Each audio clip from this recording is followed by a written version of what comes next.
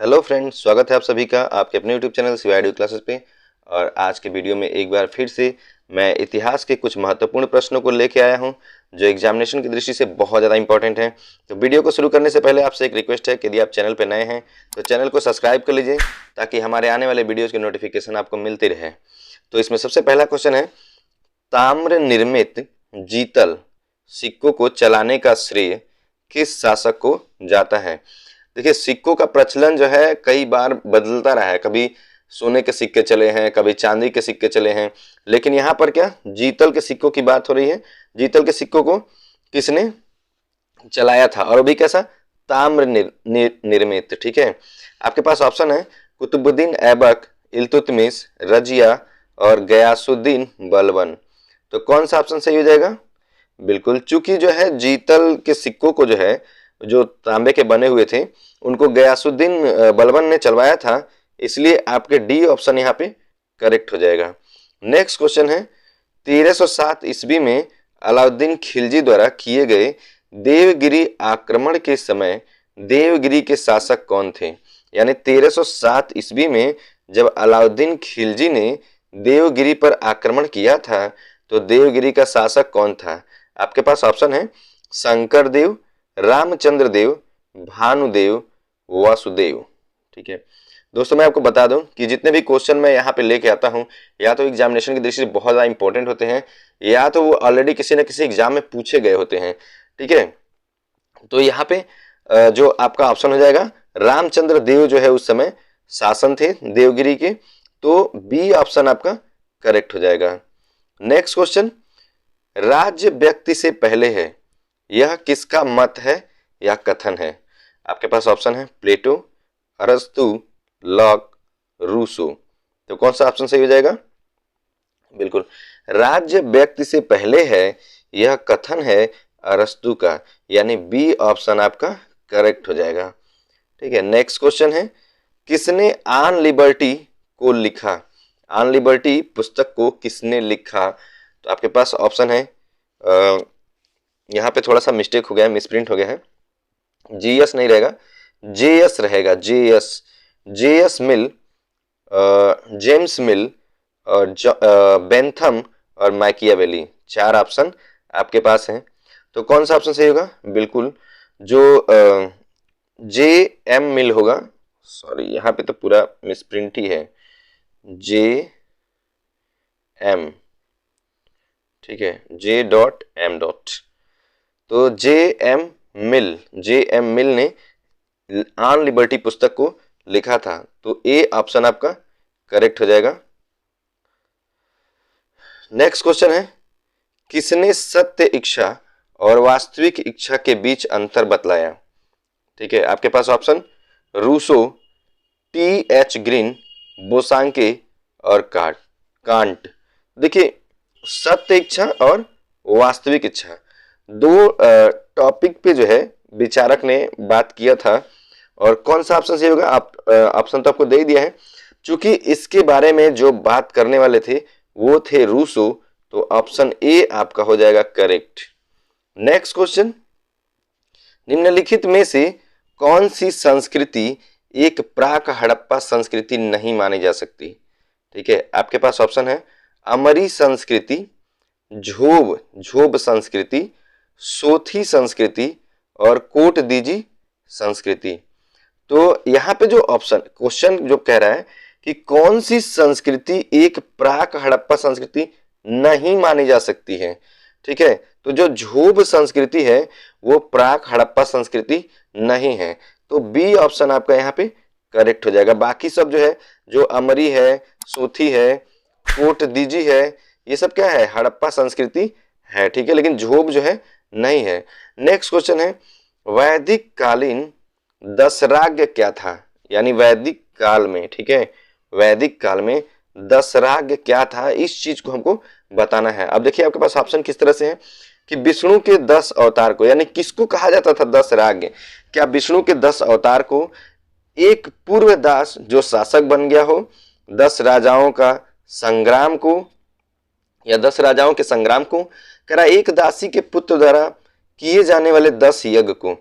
तो देखिए जो वैदिक कालीन 10 राज्ञ है, ठीक है, यहाँ पे ये ग्यो में हो नहीं पा रहा था, ग्यो ऐसे रहेगा, ठीक है, ग्यो 10 राज्ञ। तो जो 10 राज्ञ है वो जो है 10 राजाओं के संग्राम को कहा जाता था। तो यहाँ पे जो आपका सी ऑप्शन आपका करेक्ट हो जाएगा।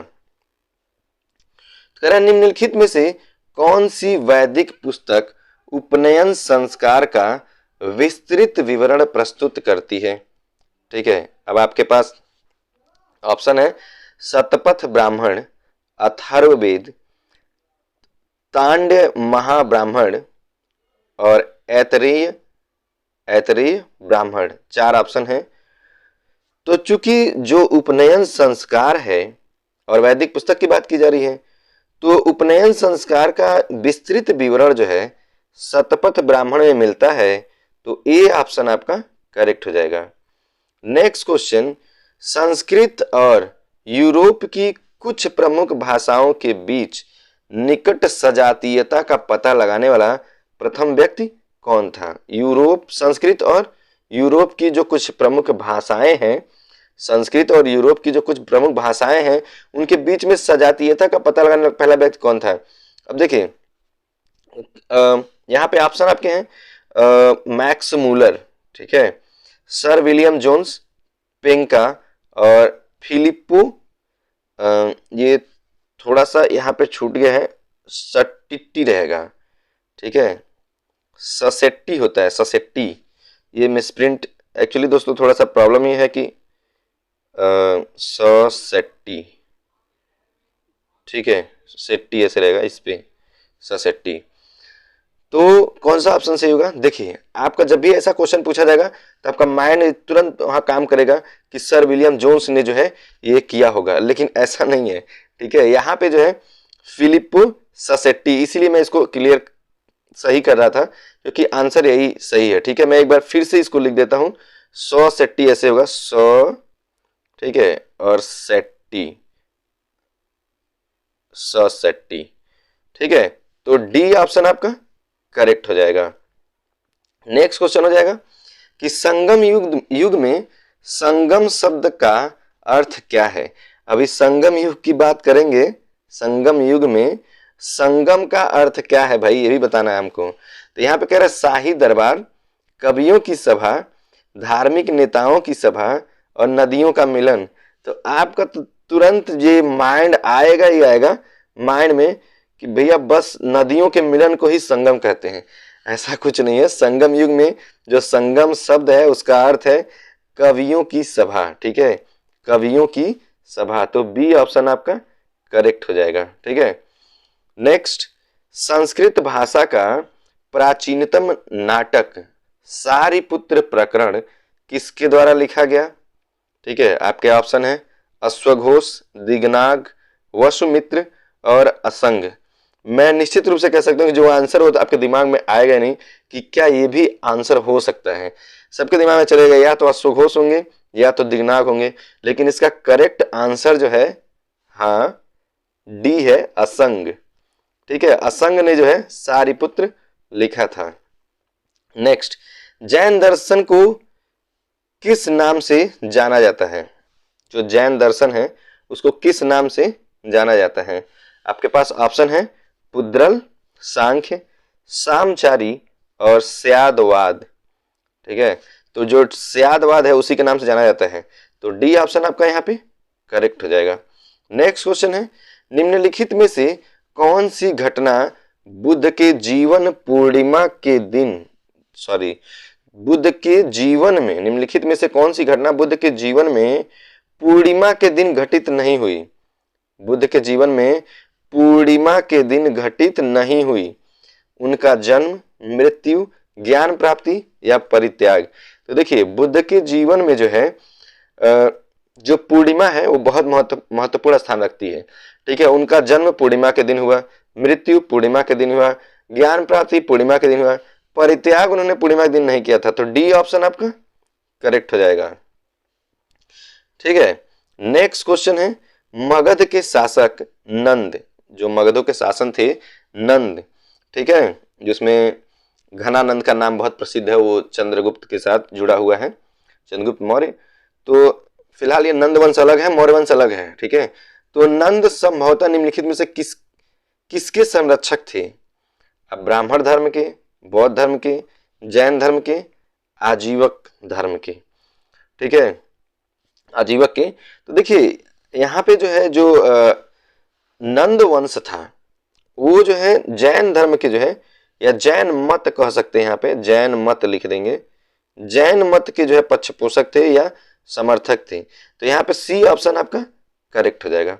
नेक्स्ट क्वेश्चन है, पश्चिम भारत में कौन सी जगह बौद्ध मत का ऐसा सबसे बड़ा संस्थापन है जिसमें 130 गुफाएं विद्यमान हैं? ठीक है, अब कहां पर? पश्चिमी भारत में, ठीक है, पश्चिमी भारत में।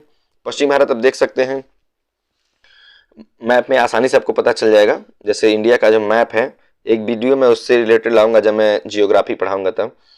फिलहाल यहाँ पे बौद्ध मत का ऐसा संस्थापन है जिसमें 130 गुफाएं विद्यमान है। आपके पास ऑप्शन है अजंता, कार्ले, कान्हेरी और चुनार। तो देखिए अजंता की गुफाएं जो है, यानी ए ऑप्शन सही है, अजंता की गुफाएं जो है उसी में बौद्ध मत से संबंधित जो है बहुत सारे चित्रांकन किए गए हैं। सिर्फ बौद्ध मत से ही नहीं, और भी मत से संबंधित चित्रांकन आपको वहां पे मिलेंगे, ठीक है। और ये वीडियो इसी के साथ समाप्त होता है। दोस्तों वीडियो अच्छा लगा हो तो लाइक और शेयर करना बिल्कुल मत भूलिए। Thank you very much for watching.